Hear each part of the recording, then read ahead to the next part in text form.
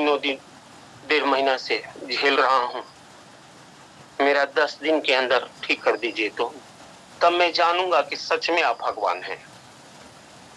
मैं आपको समय देता हूँ। देखिए, मैं समय सीसी ठाकुर जी को दे रहा हूँ। मैं समय देता हूँ आपको 10 दिन के लिए। अगर 10 दिन में मेरा चेहरा सही नहीं हुआ, पैरालिसिस सही नहीं हुआ, तो आपकी तस्वीर को बीग दूंगा, हटा दूंगा कैंप से और बोलूंगा कि आप झूठ बात है कि आप भगवान हैं। बेड पर पड़े पड़े सीसी ठाकुर जी के आश्रम के समीप जाकर ऐसे ही मैं तो लेटा था, प्रणाम किया और बोले, ये तो सच में दुनिया के मालिक हैं। मैं समय दिया था ठाकुर जी को कि 10 दिन में अगर मेरा ठीक हो जाएगा। सारा डॉक्टर जवाब दे दिया है। इतना तक कि आर्मी के डॉक्टर बोला कि आपका चेहरा सही नहीं हुआ, पैरालिसिस जबरदस्त मारा है। आप बेड से भी उठ सकते हैं कि नहीं, ये कोई संभव नहीं। लोग बोला अब इनको कैंप से घर लेकर जाइए, वहीं चीज करा रहे। सारे लोग रो रहे थे, घर परिवार सभी लोग। कैसे पैरालिसिस मारा। मैं ठाकुर जी से बोला 10 दिन समय दिया हूं, 10 दिन से 11वां दिन होगा, 10 से 11 हुआ, आपका तस्वीर बीग देंगे, ले जाकर नदी में, गंडक नदी में डाल देंगे। आप कोई भगवान नहीं है। सीसी ठाकुर जी 8 दिन में, एक दिन हुआ, 2 दिन, 3 दिन में लिख रहा था, 8 रोज हो गया। मैं ठाकुर जी से बोला 8 रोज हो गया, 2 दिन और बाकी है। 2 दिन में नहीं ठीक कीजिएगा तो आपका तस्वीर को बीग देंगे। यहीं पर साफ शीशा तोड़ेंगे, सारा फोटो फाड़ेंगे और गंडक में बीग देंगे। दयाल तो करुणा निधान है, मेरी बातों को सुने। 9 दिन ही की रात में मैं सोया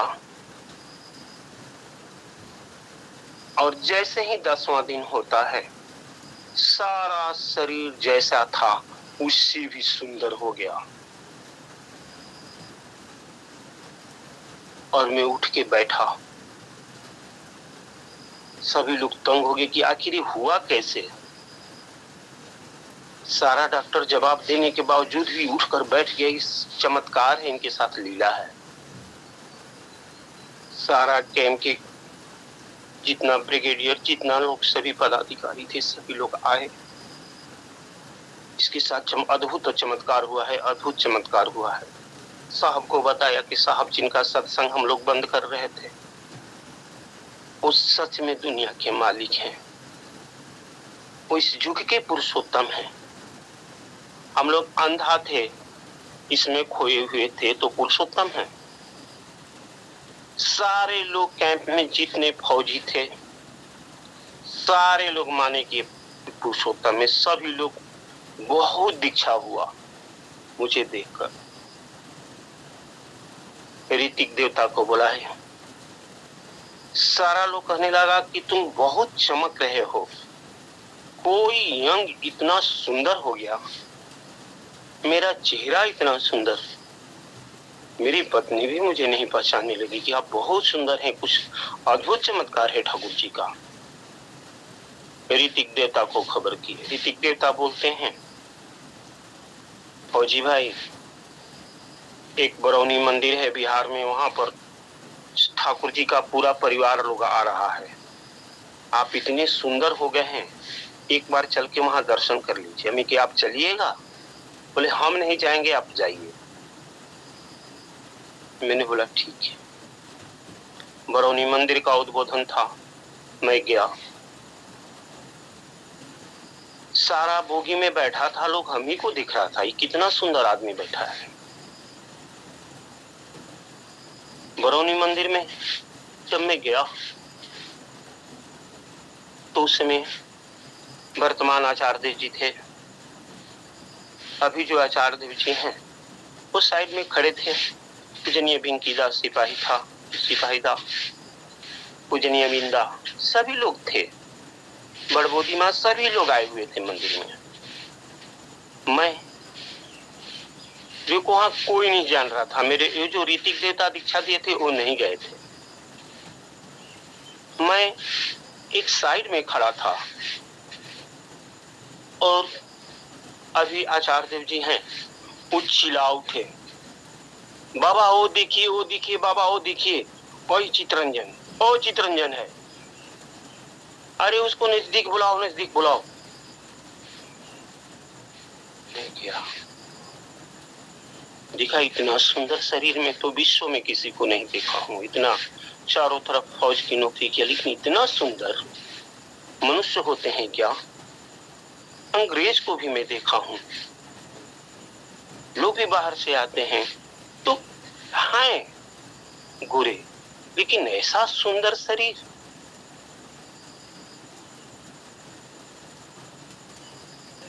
आचार्य देव जी को मैं देखा तो कहा ऐसा एकदम लग रहे हैं कि यही राम है।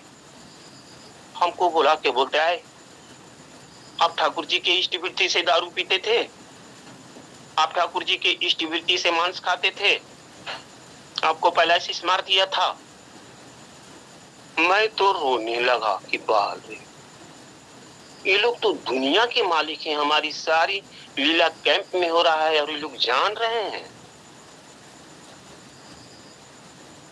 मैं आचार्य देव जी से पूछा, अभी जो आचार्य देव जी हैं हमको बुलाए, मेरे कंधे पर हाथ रखे, बोले आप ऐसे गलती करते हैं,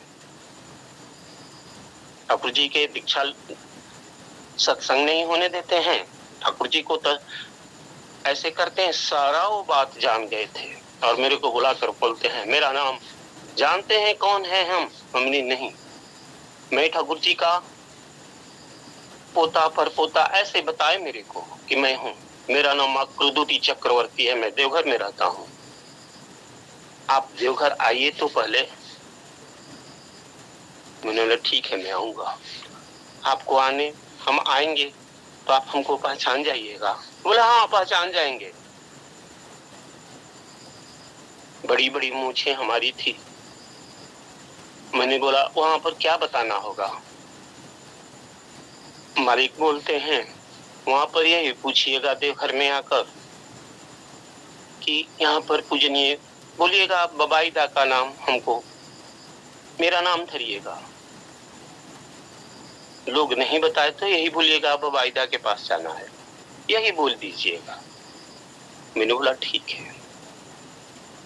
फिर हमको खाना वाना बरौनी मंदिर में बोले, दादा आए, हम लोग का जो खाना बना हुआ है वो खाना बचा है तो हाँ इनको खिलाइए। मेरे को खाना होना सब वो खिलाया। फिर वहां से मैं सारा ट्रेन रोते हुए आया कि हमको भगवान मिल गए। आए कैंप से सीधे छुट्टी लिए। मैं कभी देवघर नहीं गया था, देवघर गए। देवघर जाने के बाद आश्रम में पता बताए थे दादा, आश्रम गए तो मैं बोला यहाँ पर कोई अंदर में बोले कि कोई बबाईदा रहते हैं क्या? और बोले आप कहाँ से आए हैं? मैंने बोला मैं भारतीय सेना में हूँ तो उनसे मिलना है। एक दो आदमी हमको डांटे, उनसे मिलना है, ऐसे ही नाम सुने हैं आप? मैंने बोला लोग कृष्ण से भी मिलने के लिए था, हमको नहीं लोग पहुंचाएगा। मन में ऐसा ही भाव हो रहा था और मंत्र का जाप खूब कर रहे थे और यही बोल रहे थे कहाँ है कन्हैया, आप कहाँ है मेरे भगवान? यहाँ पर तो लोग बोल रहा है कैसे मिल लीजिएगा, नाम बता रहे हैं वो मिल जाएंगे। कहाँ से आए हैं? सब बता, मैं बिहार से आया। मैं ठीक है आप लोग पता तो बता दीजिए वो रहते कहाँ हैं? तो अंदर में रहते हैं। जब मैं गया सुबह का समय था, 8 साढ़े 8 बज रहा था। भीड़ लगी हुई थी, लाइन लगा हुआ था। अभी मैं गेट पर ही था, तैसे ही आचार्य जी एक को बोलते आए, देखो बिहार से कोई फौजी आया है, उसको मेरे पास पकड़ कर लाओ। ऐसा ऐसा कपड़ा पहना है, उजला पैंट पहना है, उजला ही कुर्ता पहना है, उसको ले आओ। उसका मूछ बड़ा बड़ा है, उसको लोग। मैं जैसे ही गेट के अंदर घुसने वाला था, लोग मेरे पास आ गए। देखिए ये लोग का दिव्य दृष्टि है। हम लोग सोचते हैं कि असम में, गुवाहाटी में कुछ काम ऐसा कर रहे हैं, मालिक नहीं जान रहे हैं, सारा चीज जान रहे हैं। बताऊंगा इसके बाद। लोग ले गया, मालिक ने प्रणाम किया। फिर मालिक बोलते हैं, आज से आपको मीट मछली लहसुन प्याज कुछ नहीं खाना है। अभी ट्रेन से आए हैं, कुछ खाए हैं? मैंने बोला नहीं नहीं, अभी कुछ खाए नहीं है। तो आप तो दारू खूब पीते हैं। मैं हाँ, दारू देवघर से मंगा दे, पीजिएगा। मैंने बोला कि थोड़ा मोड़ा पी लेते हैं, आपकी अगर इच्छा है तो। मालिक बहुत हंसे, आप दारू पीजिएगा वो भी मेरे हाथ से? बोला अगर आपकी इच्छा है तो पिला देंगे, तो पी लेते। मालिक बहुत हंसे। आए फौजी, चलो। मालिक कुछ देर के बाद उठते हैं, हमको ले जाते हैं, अकेले हमको स्वस्थैनी मंत्र देते हैं और मंत्र देने के बाद बोलते हैं इसको खूब जाप कीजिएगा। ठीक है, लेकिन एक चीज में भूल गया बताना। ठाकुर जी से मैं ये भी बोला था, मिस्टेक हो गया आप लोगों को बताना, कि 10 दिन में ठीक कर दीजिएगा। तो जो इष्टवृत्ति के पैसा से मैं दारू पीता हूँ, मांस खाया था, आजीवन जब तक मैं जिंदा रहूंगा इष्टवृत्ति देवघर में जमा करूंगा, प्रत्येक महीना जो हो जाए, नौकरी रहे या नहीं रहे, एक प्रत्येक 30वां दिन इष्टवृत्ति आपके द्वार पर जाऊंगा। 29वां दिन देवघर में रहूंगा, 30वां दिन प्रत्येक माह इष्टवृत्ति आपको दूंगा। ये भी ठाकुर जी से मैं बोला था कि 10 दिन के अंदर मुझे ठीक कर दीजिएगा तो मैं जान जाऊंगा कि आप भगवान हैं। लेकिन मेरा भी एक प्रण है ठाकुर जी, सुन लीजिए। हर एक महीना के 30वां दिन इष्टवृत्ति देवघर में जमा करूंगा।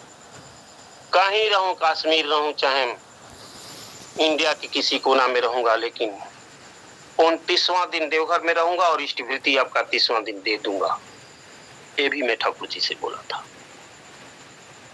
मालिक फिर हमको स्वस्थैनी दिए और बोले आज सावधानी से जाइएगा। मैं कैंप में आया, प्रत्येक महीना यहाँ 3 साल रहा, फिर इलाहाबाद में रहा, फिर चंडीगढ़ में, फिर जम्मू में रहा। आप लोग सोच लीजिए कि आज तक 17 बरस हो गया इष्टवृत्ति में 30वां दिन ठाकुर बाड़ी में देता हूँ। ठाकुर जी से मेरा प्रण है। और मैं आचार्य जी को ही बताया, बोले मुझे पता है जब लॉकडाउन था, मई महीना था, मैं गया इष्टवृत्ति जमा करने। जब प्रभु जी को देखा रोने लगा। मालिक देखकर बोलता है फौजी तुम बहुत दिन के बाद आए हो। हम नहीं, हम तो प्रत्येक महीना आते हैं प्रभु जी। आप तो लॉकडाउन में मना कर दिए थे कि नहीं आना, तो नहीं आए। आप जो बोलिएगा तो मैं, मेरे लिए तो वही रामबाण हो जाएगा, जो कहिएगा वही मेरे लिए सत्य है। बुलाए लोगों को, बोलो मेरा फौजी आया है, मुझे बहुत प्यारा है। आज तक के 15-16 बरस हो गया, तब से ठाकुर का इष्टवृत्ति देवघर में देता है। और एक पतला चादर पर बैठे थे जहां आचार्य देव जी थे, वहीं पर बैठे और मेरे से बात कर रहे हैं। बोले आए अभी सह प्रतिकृति किसको बनाओ? मैंने कुछ बंगला में बोले, मैं समझा नहीं। बैठे थे, बुलाए सब। बोले कि आप स्नान किए हैं? मैंने बोला कि नहीं। बोले सारा व्यवस्था किए और हमको रीति का पंजा देते हैं। मैंने रोने लगा कि मेरे से होगा। बोला हाँ हम हैं, आप ठाकुर जी का ऋत्विक है। 1 साल हो गया हमको, 1 साल 2 महीना हुआ। 1 साल 2 महीना में 3600 दीक्षा दिए हैं, 3600 एक दिन में होता है दीक्षा। सोच लीजिए मालिक की कितनी दया है और कैसे एक मनुष्य को माने कहां से उठाकर कैसे बैठाना। हम तो सच में ठाकुर जी बोलते हैं, मेरा जो सत्संग है ना वो मनुष्य बनाने का कारखाना है। मैं इतने लोगों को ऐसे ऐसे को दीक्षा दिया हूं कि सारा लोग ऐसा लगता है, हमको लगता है फौजी भाई दीक्षा दे रहे थे, एक मां सोना कैसे ला कर देती है। मैंने बोला नहीं, दे दो। दी, दीक्षा देने लगे तो सोना के चैन दे दी कि मैं अपने गुरु को देता हूं। मैं आपके गुरु श्री ठाकुर अनुकूल चंद्र जी हैं। उनका चैन लेकर दादा के पास भी गया। आचार्य देव जी कहते हैं आए दीक्षा देने में सब लेते हैं। मैंने बोला नहीं, वो दी थी खुशी से। दादा बोलते उस माँ को दे देना। बोलना ठीक है, आप इसको पहनिए। दादा मैंने बोला बहुत लोग कुछ दे देता है, धोती देता है, देता है, वो देता है। दादा हंसने लगे, बोले सारी बात आप हमको बताते हैं? मम्मी हाँ, आप मेरी सब कुछ हैं। आज भी मैं जाता हूँ सत्संग में, दादा दूर से बुलाते आए फौजी आ गया, उसको बुलाओ। आज ठाकुर जी की दया परम्पार है। तो कहने का मेरा सारा वृतांत आप लोग सुने कि ठाकुर का सत्संग नहीं होने देते थे, ठाकुर के इष्टवृत्ति से दारू पी जाते थे। आज मालिक की ऐसी दया हुई कि मैं ठाकुर जी का सह प्रतिकृति हूं। कहां से कहां उठाकर ठाकुर जी हमको रख दिए।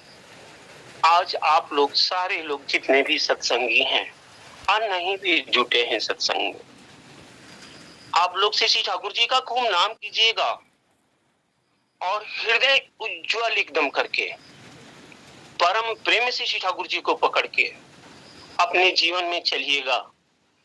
देवघर में जाने के बाद परिचय देने की कोई जरूरत नहीं है। मैं जो अपने जीवन में देखा हूं, खूब नाम का स्मरण कीजिए, समय से प्रार्थना कीजिए, जहां भी हो आप इष्टवृत्ति ब्रह्म मुहूर्त में कीजिए। मैं तो चैलेंज देता हूं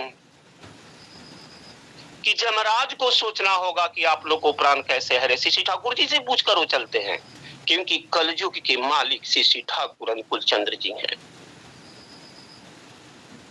जमराज जब वहां से प्राण लेने के लिए चलते हैं तो एक बार ठाकुर जी से पूछते हैं, अनुकूल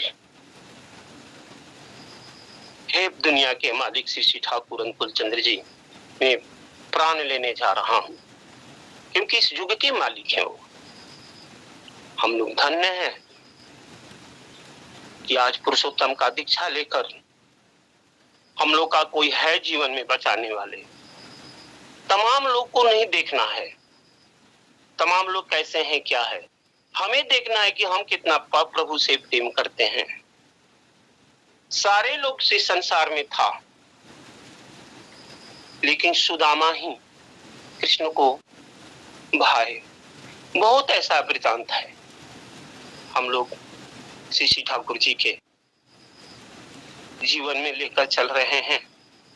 खूब सुंदर से आप लोग नाम ध्यान, ठाकुर जी को खूब सुंदर घर में आसन, इतना सुंदर आसन आप लोग, मैं वीडियो खोलकर आप लोगों को दिखाऊंगा ठाकुर जी कैसे रहते हैं घर में। आप लोग देखिएगा कैसे रखना चाहिए उनको, वो भी मैं आप लोगों को दिखाऊंगा। अपने से बढ़कर अपने सुंदर सुंदर पलंग पर सोते हैं, मेरे ठाकुर नहीं सोते क्या? अपने अच्छा अच्छा चीज खाते हैं, मेरे ठाकुर नहीं है खाते हैं क्या? अपने सुंदर घी खाते हैं, ठाकुर जी 10 रुपया वाला घी दिया जलता है क्या? सारा इनको इस युग में अपने से बढ़कर, ये परिवार का सदस्य, ठाकुर जी मेरे परिवार के सदस्य हैं, मेरे माता पिता गुरु माँ बाप सारा यही है, इनका भूल लगा।